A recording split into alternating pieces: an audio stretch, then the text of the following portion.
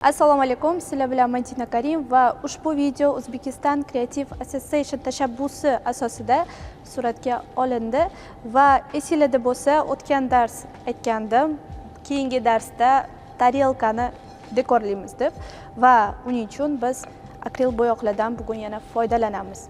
Tarelkani ustiga rasm chizish ham customizingni turiga kiradi desak bo'ladi. Masalan, siz uyingizda eski ishlatilmaydigan, foydalanmaydigan tarelka likopchalarni bemalol o'zingiz yangi dizayn berib, yangi uslubda rasm chizib, ustida yoki naqshlar bilan yoritib dekoratsiya qilishingiz mumkin. Bugun menda shunaqa umuman rasmsiz bo'lgan oddiy oppoq tarelka.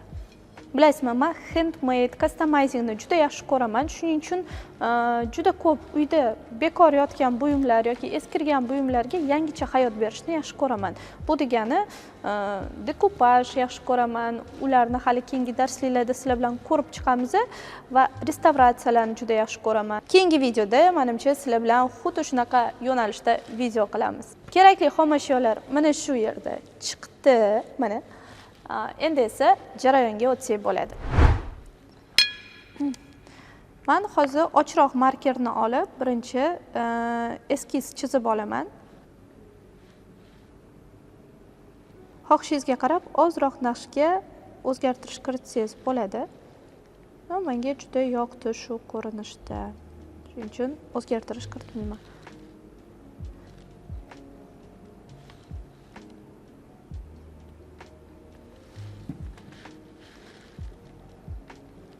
Eng asosiysi, anorimizni har tarafidan bir xil joy qolishi kerak, bir xil masofa. Shunda u bizda to'g'ri markazda joylashadi. Anorimizni joylashtirib oldik. Endi bo'yoqlarga o'tsak bo'ladi. Undan oldin esa naqshlarni belgilab chiqamiz.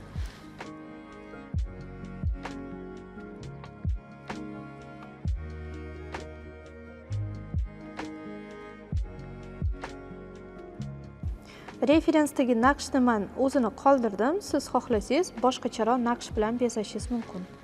Naqshimizni joylashtirib oldik. Endi asosiy rangga o'tamiz. Endi men markerlar bilan emas, akril bo'yoqdan foydalanaman.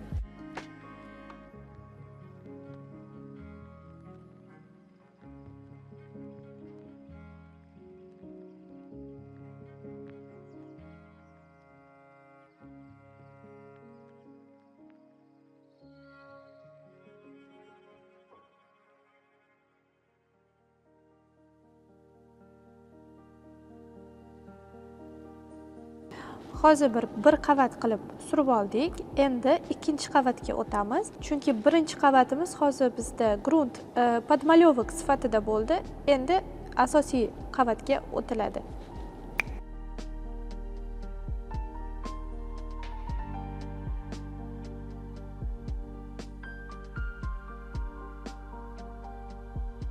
Asosiy qizil rangimiz bilan ishlab oldik. Endi ozgina qurishini kutib, sariq markerda yana naqshlarni ozgina to'g'rilab olamiz va keyin kontur bilan ishlab, qo'shimcha bezaklar beramiz.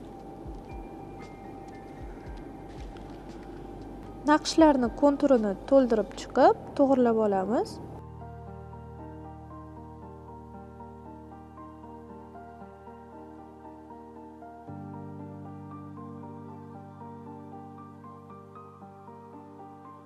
Naqshlarimizni to'g'rilab oldik. Endi konturga o'tamiz.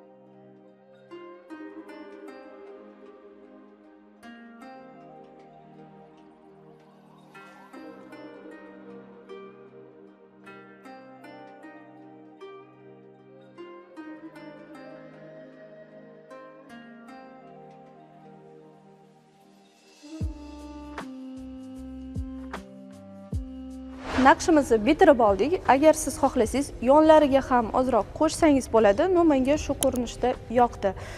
Sizlarga videorolik yoqdi degan umiddaman. Keyingi darslikda ko'rishguncha xayr.